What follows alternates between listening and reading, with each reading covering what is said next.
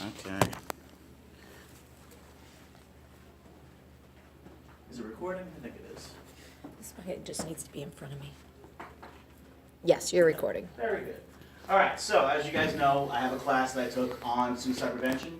So I'm going to go through a couple things with you guys. The reason I'm doing it with 7th grader teachers because this year, our 7th graders, we're dealing with suicide. We're dealing with stress. We're dealing with trauma. We're dealing with all these things. And it's every kid I'm dealing with, it's the 7th grade class. So my goal is to kind of tweak it with you all, and then do it again with the whole school next year when those students are in 8th grade. That's the goal. So anyway, today, the title is Helping Educators Understand Students in Crisis. And we're going to be focused on trauma, youth violence, depression, substance abuse, and suicide, and how all those things kind of interconnect with each other, and then they all connect with suicide. And you'll see throughout the presentation how I have, for example, trauma is going to be one of the warning signs. You'll have depression. So they all kind of connect with each other. You'll see as we go along. First, we're going to start with trauma. Every session we start with the definition. So trauma can be defined as a psychological emotional response to an event or an experience that is deeply distressing or disturbing. Everybody processes trauma differently based on their family life experiences or family history. So the way I deal with trauma is going to be different than the way Joe deals with trauma. Okay? Examples of types of trauma: physical abuse, physical neglect, emotional neglect, verbal abuse, sexual abuse. That's more personal trauma that you could probably recognize in the classroom. You might see some warning signs of that. Some you might not see because they're more family member stuff. Is parents who was an alcoholic, mother who was a victim of domestic violence, family member in jail, someone diagnosed with mental illness in the family, loss of a parent to divorce, death, or abandonment. And at the bottom there, you'll see they have racism, of course, bullying and cyberbullying, which is this traumatic event for some students. And then I'm not going to go through every little thing here, but just the list goes on, and you have the packets there as well. But just keep this in mind, that those personal trauma items, the physical abuse, physical neglect, emotional neglect, every one of those, there's at least one student in this building in 7th grade that's dealing with one of those things this year. Okay. Right down to the sexual abuse. Post-traumatic stress disorder. I have at least 2 students this year that have been diagnosed with this in the 7th grade. PTSD can be developed after a person's been exposed to a terrifying event or has been through a traumatic experience. Again, traumatic based on that person's life experience, which traumatic for me might not be traumatic for you.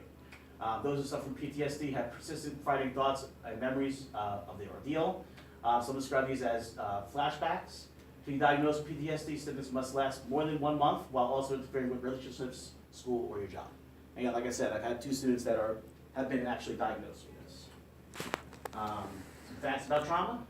Trauma during brain development can affect the brain, specifically the hippocampus. Mr. Ficolora probably knows more about that than I do, but that's responsible for the students' memories. So damaged hippocampus will not easily form new memories, which makes it difficult for the person to learn new material. So think about those students that you have, specifically one in my head that's had some trauma before transferring here. And if that's something that has had an issue as far as development, they're going to have a hard time retaining memories sometimes. More facts. Adolescents that have been neglected or abused may have problems forming relationships with teachers. They may not know what it's like to have a dependable adult in their lives. So you have these students that come in here that you just can't form a bond with these kids, probably because they haven't had an adult, they don't know how to form a bond with an adult. It's very possible. So during my classes I've been taking, I watched a TED Talk, and they talked about supportive childhood versus traumatic childhood. And they gave an example of supportive childhood. Let's say it's kind of like going to the playground, little kid's 2 years old, parent walks them up the slide, guides them down the slide, catches them at the end, so you feel like there's always support. And then you have the student that has a traumatic childhood. And they use the example of putting the student on a kid on a roller coaster blindfolded over and over and over again. Okay? So that's what they consider a traumatic childhood. So take a kid now, put him in the classroom. If you have a kid that has a supportive childhood, they're probably going to be, feeling supported, and at resting level, or you say at normal, when they're just at a normal level, they're at 0. When you have a student that's had a traumatic childhood, being in the classroom, they might be at like 50. So you have the student you say that goes from 0 to 100 like this. If you have a student here that's had a traumatic childhood, they're probably never at resting. I know we have one student, and you guys probably know who it is, but I'm not going to mention names during the presentation, where they say they're always on high alert. And that's because they've had so much happen in their lives that they're always waiting for the other shoe to drop, so to speak. So keep that in mind when you deal with these kids that have had trauma in their lives, and that they're always waiting for something to happen. Okay? Without treatment, repeated childhood exposure to traumatic events can cause health risk behaviors. Research shows that childhood trauma is an indicator that that person is more likely to have long-term health problems, which leads us into one of the papers I gave you. It's called the ACEs study. The Adverse Childhood Experiences Study was an investigation by the CDC and Kaiser Permanente of child abuse, neglect, and household challenges. To study how these situations relate to that person's health and well-being in life. The study proved that adverse childhood experiences, or ACEs, are strongly related to the development of risk factors for disease and general well-being throughout the rest of the person's life. There's an ACEs quiz that I gave you all, so you want to look at that quiz now. There are 10 questions on that quiz that asks about trauma experience as a child, before the age of 18, I believe it is. You get 1 point for every one that you answer yes to. And they say that a student that has 4 or more yeses, or an ACE score of 4 or more, is more likely to have some adverse health issues as they get older. So for example, the first question is that a parent or other adult in the household often or very often swear at you, insult you, put you down, humiliate you, act in a way that made you feel afraid that you might be physically hurt. Second one, the parent or other adult in the household ever very often push, grab, slap, or throw something at you. It goes through all the different things that we talked about earlier as far as traumatic events that have happened in your life. So I'm not going to go through every question here, but as I'm going through this presentation, if you want to answer the questions on your own, that's your choice.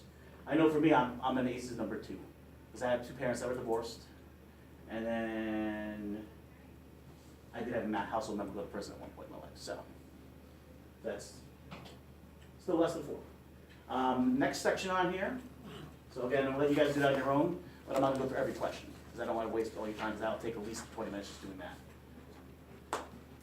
Trauma, the ACEs pyramid, this is just kind of visual representation of the ACEs scores. So from so this is from a score of 1 to 10. The higher your score is, the more likely you're going to deal with more disease, disability, social problems as you get older, and then early death. Yeah. So it's a big deal. And yes, it very much correlates, and they did lots of studies on this, that if you are someone that deals with some of these things, and you have a score, like let's say you have a score of 6 or more would likely, those things are going to cause you to do things that are going to give you early death. Smoking, alcohol abuse, things that are going to hurt you down the road. All right, so risk factors for trauma. Again, these are risk factors, not saying this is definitely going to cause the trauma, but these are risk factors that are involved with it. So social isolation of families. I picked that one first for us because we are in a school system, or in a school actually, where a lot of our kids are in the middle of nowhere. So they don't have anybody to go and hang out with. Again, I'm thinking of a couple of students in my head in particular where they don't really know anybody in the area, so they don't go out and do anything with those students, okay, or other students. Being in foster care or youth home. Again, we have structured youth home down here. So we do have those students that come there from the youth home that have that deal with all these things. And just being in a youth home in itself is a traumatic experience. Okay? Then take about all the fact that to get into a youth home, you've had to deal with some other kind of traumas in your life to get there to begin with. Because those youth homes are not exactly fun to be in. You guys know students that have been in there, and I'm not sure if they ever talked to you about what it's like in those homes, but it's not a fun place. Parents and guardians dealing with depression or other mental health concerns. Again, like I said before, you're going to see certain words underlined as I go through this presentation. It just means that those are other topics we're covering, and they all connect to each other. Okay, so depression is a risk factor for trauma. Violence is a risk factor for trauma. Substance abuse within the family is a risk factor for trauma. Parents' lack of understanding of a child's needs and child development, domestic abuse, poverty, lack of family connection, the list goes on. Again, I'm not going to go through every one. Warning signs. So this is for every section I have a warning signs. This is what you'll see in the classroom, which is the important part here. So talking about negative experiences regularly with the teacher or the students, or maybe writing about it. Feeling confused, having a hard time concentrating. Showing behavior that's out of character. Showing anger, irritability, mood swings, anxiety and fear, withdrawing from others, coming into class head down, disengaged. Now I know you're thinking, a lot of our students are like this. But one day of being like this is one thing, but if they're like this every day, and they have multiple warning signs, and that's something to really kind of let us know about as a counselor or a school psychologist or someone in the school. Or come to the SAD meeting and talk about it there. Some of the symptoms that they might be feeling, this is what the student's actually feeling when they deal with trauma: anger, persistent feelings of sadness, intense feelings of guilt as they are somehow responsible for the event. I know I have a student that they've dealt with trauma, and everything they talk about, everything that happens to them, Mr. Hofer, you just grab one of each of those forms and the presentation.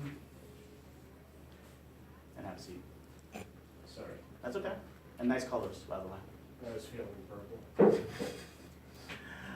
So I have one student, you guys actually have this student in class, where no matter what the situation is, it's always their fault. They always feel guilty about it. No matter what the situation is, no matter what's going on in their lives, it's always because of them. They always feel guilty, they feel responsible. An ultimate sense of shame, worrying about personal safety or other safety, for ultimate sense of shame. Let's say someone, their traumatic experience was they were raped, okay? They might feel a sense of shame because they feel guilty like it's their fault. Right? And unfortunately, that's what happens. Feeling disconnected or numb, flashbacks to the event, PTSD like we talked about earlier, having a hard time concentrating, physical symptoms such as nausea or headaches, or phantom symptoms where they always feel sick, but they're not really sick. And you guys know you've had those students in class, they're always going through their nerves. Nightmares, having trouble sleeping, it all goes back to the PTSD, separation anxiety, feelings of isolation, or hopelessness. Little side note, identifying the symptoms of trauma in children can help educators understand these confusing behaviors. And it can help avoid misdiagnosis. A lot of times, students that you think they're behavior issues and you think they have ADHD or other things, it really just is past trauma that has caused the behaviors that they're dealing with. So recognizing it early and making sure that the doctor's aware of it before they are diagnosed with something that has nothing to do with the trauma, like ADHD. Like the one student, again, I'm thinking of, has been diagnosed with ADHD and PTSD. But really, I think it's more of the PTSD that's caused everything else. All right, what can we do? Develop a trusting relationship with the students, which you guys all do. You guys come to me all the time with information regarding the students, what they say in class. Keep a positive attitude with the students. I know it's kind of hard sometimes, but keeping that positive attitude because you know what, you're probably the only positive thing they have when it comes to their lives. Encourage the student to ask for help or seek support. Levels of support, of course, we have the school counselors, school psychologists, and then outside school, the mental health professional, doctor. Of course, we want to get those students to go see someone outside school if we feel like it's needed. So, and that brings us to our second, which is youth violence.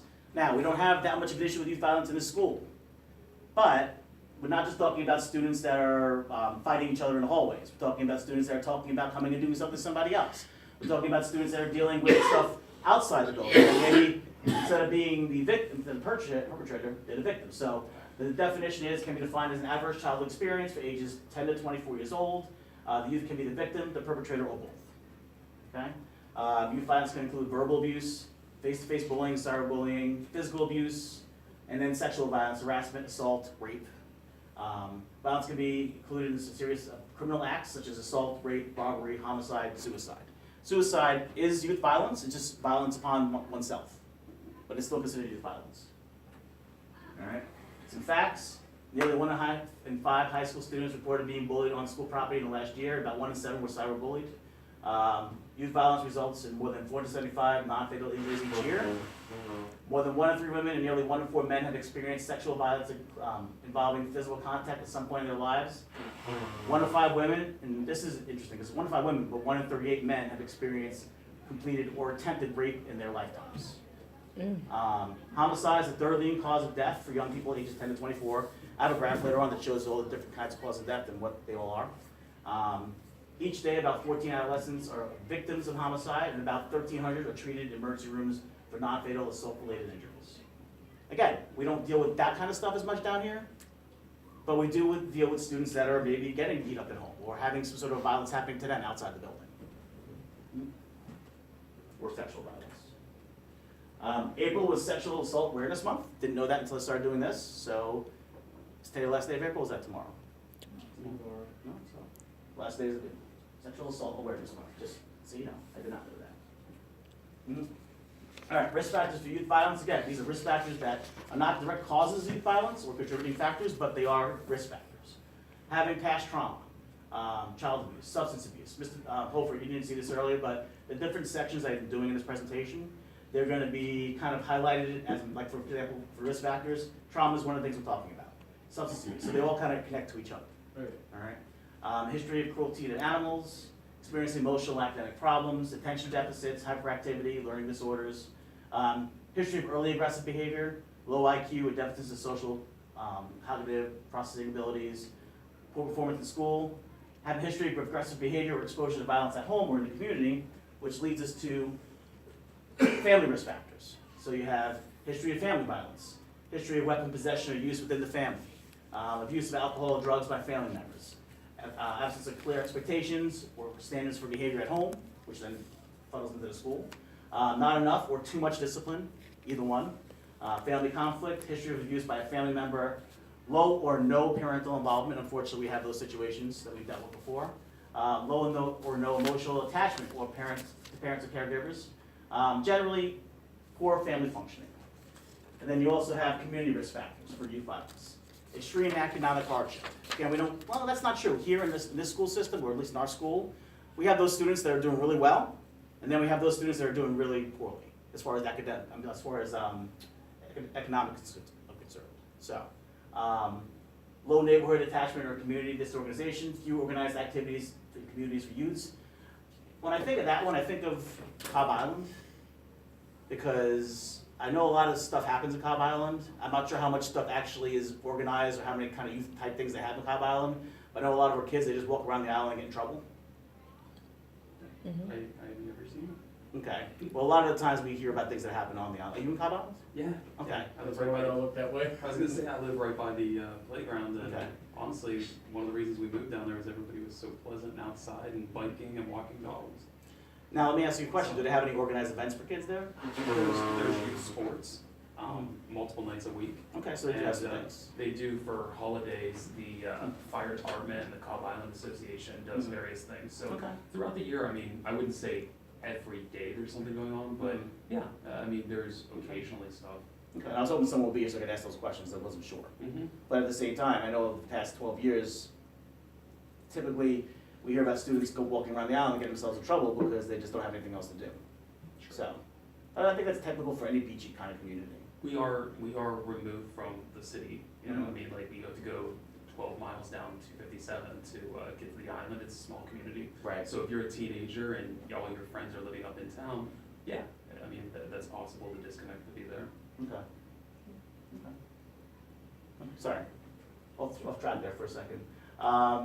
Risk factors, access to guns or other weapons in the community. And someone that's had past, that they destroyed property in the past, vandalism, that's a risk factor, obviously. Warning signs for youth violence in the school, what you can look out for, things you want to be concerned about. Have a fascination with weapons, especially guns, because youth violence also is about those kids that they see in the news that have a plan to come and shoot up the school. So youth violence covers everything from suicide, with suicide ideations, all the way to that, or fighting in the school.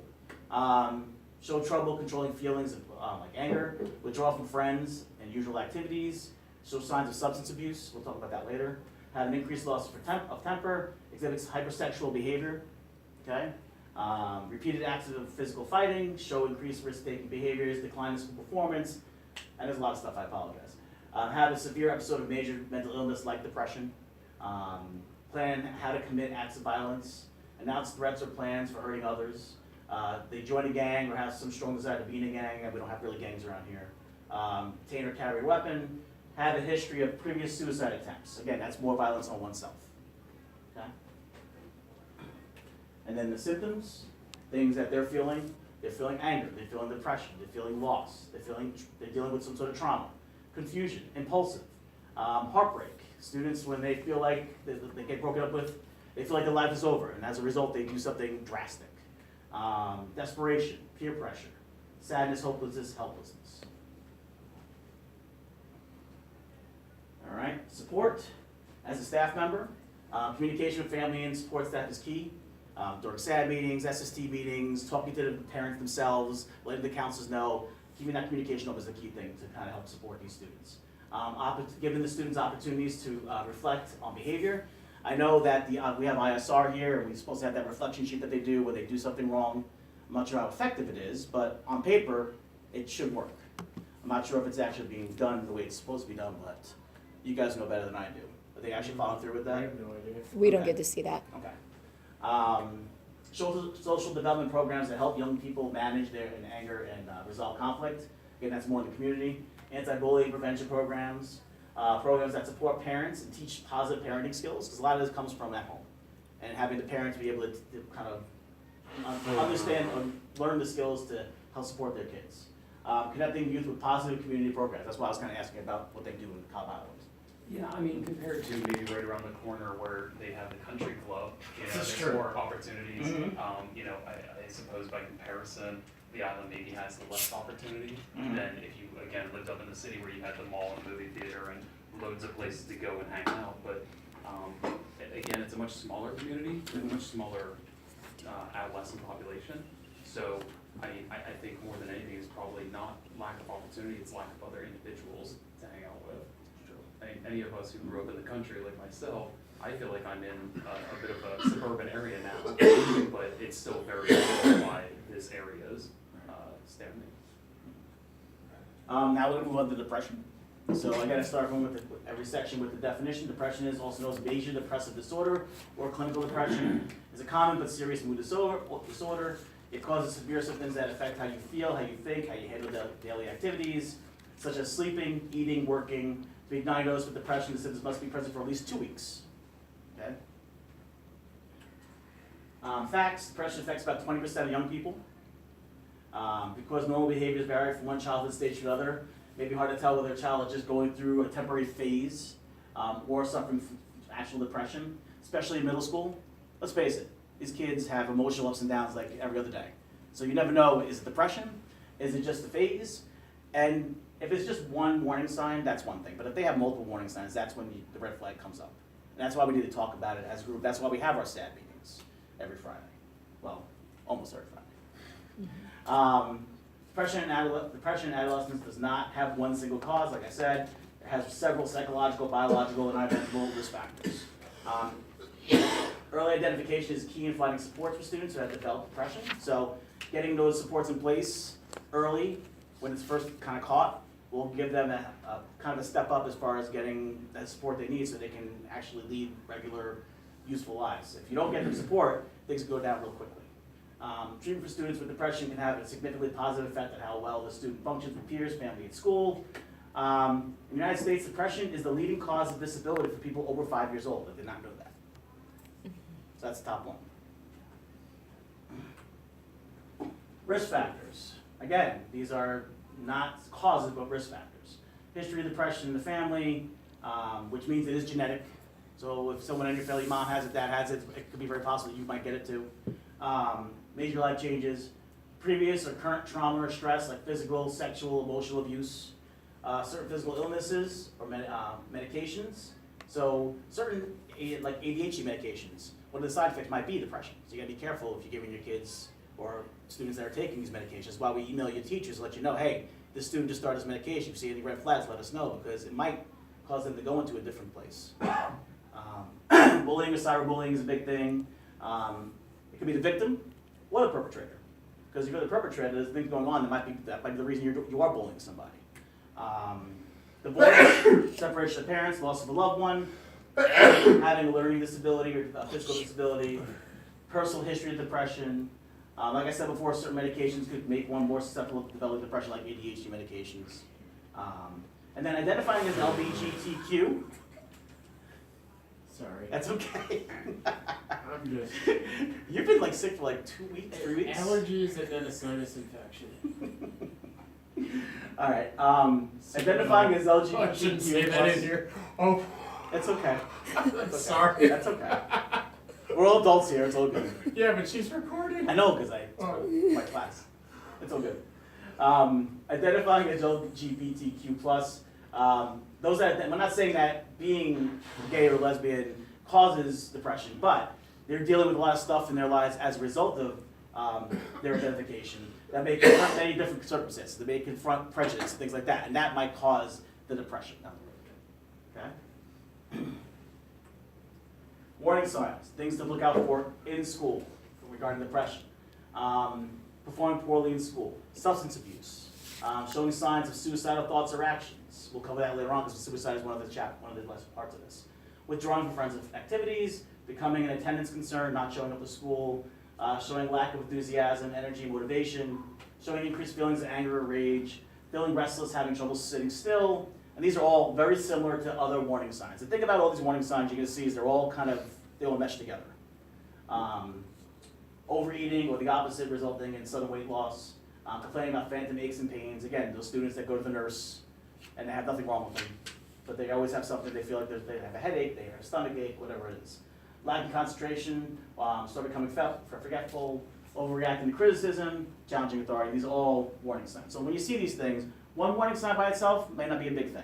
But if you have multiple warning signs, these are the students you want to bring up at our meetings. These are the students you want to bring up to the SAD meetings. These are the students you want to talk to the counselor about. And again, these are the symptoms, this is what they're actually feeling. They're feeling withdrawn. They're feeling sad, hopeless, poor self-esteem or guilt, feeling worthless, helplessness, thoughts of death and suicide or suicide attempts, a constant sad, anxious, or empty mood, restless or agitated, a lack of enthusiasm, energy, motivation, increased feelings of anger or rage, difficulty concentrating, remembering, making decisions, difficulty sleeping or oversleeping, appetite changes. I'm not going to talk about the one specific student in my head, but Mr. Neary knows who I'm going with this. The student has described almost every one of these feelings in certain writings that the student has had. So these are all real things that are happening to our kids. Not everyone who's depressed experiences every symptom, but some experience only a couple of symptoms, whilst others may experience multiple. So again, as teachers, you're going to see these things, and that's why you have to keep us in communication, talk to us about it. Treatment. Treatment options, changes in lifestyle and behavior, addressing any medical conditions that cause or worsen depression. Therapy options such as psychotherapy, medications such as antidepressants. Of course, we can't do that, but we have to talk to someone outside the school that can help with those things. If any of those things don't work out, then they have a brain stimulation therapy such as electroconvulsive therapy. ECT can be an option to explore. I just heard about that recently, so it's basically they're giving some sort of electroconvulsive therapy to the brain. So that is actually a real thing. I've actually just talked to somebody about it recently. And that leads us to substance abuse. So substance abuse is substance abuse disorder, a disease that affects a person's brain and behavior and leads to an inability to control the use of a drug or medication. Substances such as alcohol, marijuana, and nicotine are also considered drugs. You'll see in the pictures there, I put right in the middle is the vapes, because they look like markers. And unfortunately, the biggest issue we've had in this building has been the vaping. All right, and it looks like it's a fun thing for a kid that's 8th grade. It looks like a marker. It looks like something that everyone wants to have one because they look cool. And unfortunately, we've caught multiple students this year with them. Some selling them. So it's something that we just got to keep an eye out in our building. All right. But again, we also have had students that we've caught with marijuana too. So it doesn't happen just at the schools up the road. It happens at our school too. All right, substance abuse facts. One of the most highly abused substances among youth in the U.S. is alcohol. That's no surprise. All right. Kind of focus a lot here on this slide on opioid abuse because it is becoming such a huge thing. Opioid overdose visits to the emergency room increased 30% from July 6, 2016 to September 2017. 30% is huge to our math teachers. Around 66% of the more than 63,000 drug overdose deaths in 2016 involved the prescription or illicit opioid. And then the graph, really want to focus on that wave 3, which is rise in synthetic opioid overdose deaths between 2013 and 2017, how much it's jumped up. Yeah. I mean, it's jumped up for everything, but especially the synthetic ones. So it's become a major problem in this country. And you guys have seen how they have this, I think it's an opioid, they have some sort of trailer in La Plata, I saw it on the news, where they have like a, kind of like a, it's almost like a fake kid's bedroom, and they're showing the kids where to go, like showing the parents where to go in the bedroom to find certain things. Did you guys see that in the news? Oh, no. Yeah. It was to kind of teach parents what to look out for when it comes to opioid use or any drug use for that matter. All right, substance abuse risk factors. Depression. Again, a lot of these are going to all connect. Depression, trauma, exposure to physical, sexual, emotional abuse. Others in the family that have abused substances. Substance abuse can be hereditary, okay? Just like depression is. Brain characteristics that make some people more vulnerable to addictive substances than others. You know if you have an addictive personality, okay? Stress, impulsivity, anxiety, eating disorders, psychiatric disorders, regular access to substances. Starting to use alcohol, nicotine, or other drugs at an early age obviously is a substance abuse risk factor. So, warning signs, things you can look out in the building, in school. Frequently missing school, which is a big for all these things, attendance issues. Students or their clothes smell like smoke or marijuana. All right, red eyes, Sudden disinterest in school activities, drop in grades, work performance, lack of energy and motivation, weight loss or gain, neglected appearance, drastic changes in behavior, change in friend groups, so now they're hanging out with the group that's kind of known for doing those kind of things, where they weren't with them before. Caught stealing to support their habit. So once they get to a certain point, they'll do whatever they can to get to it, depending on the drug or alcohol, what the drug is. Symptoms, again, what they're actually feeling. They feel like they need to use the drug regularly, daily or several times a day. Intense urges for the drug that block out any other thoughts. Needing for more of the drug to get the same effect. Not meeting obligations or responsibilities in school. Decrease in social activity due to drug use. They start to change, not doing anything in school anymore. Ignoring the problems the drug causes. Failing in attempts to stop using the drug. They keep trying to stop, but they can't stop. It's like someone that tries to stop smoking, they can't stop smoking. Withdrawal symptoms when attempting to stop taking the drug. So again, these are all things that they're feeling. Treatment. No single treatment is right for everybody. Effective treatment addresses all the patient's needs, not just historic drug use. This includes helping the person feel connected to others. Staying in treatment long enough is critical. Treatment doesn't need to be voluntary to be effective, so you can force someone and still can be effective. I was actually watching a TED Talk on this topic, and they were talking about how they gave, it was a laboratory experiment. They gave a rat a water bottle that had drugs in it, and a water bottle that did not have drugs in it. And the rat was by itself. And every time, it kept going to the water bottle with drugs until it killed itself. Then, they put a bunch of rats in kind of like a rat heaven. They gave it all kinds of stuff and activities to do, cheese, like wheels, all that kind of stuff. And they gave the same thing, the water bottle with the drugs, the water bottle without the drugs. And none of the rats went to the water bottle with the drugs because they had other things to keep themselves going. So what that proved is, if you give someone support and make them feel connected to others, that's more important than, let's say, penalizing them because they use the drugs. So for example, someone gets caught using drugs or whatever, and they go to jail for it, but they don't give them any support and they don't give them any connections, they're not gonna get better. Then they get out and they can start using it again. So it's important to kind of make sure that you're giving these people what they need, which is helping them feel connected and make them feel supported. Okay, so we talked about trauma, youth violence, depression, and substance abuse. Now we're going to talk about suicide because they all connect to that. Just to give you guys a little background on suicide, because I've told some of you about this, I'm not sure all of you, but I talk to the students about it every time we do the presentation. In my life, I've had one friend who committed suicide. He took pills first time, and he got help because he didn't kill himself, and then we thought he was fine.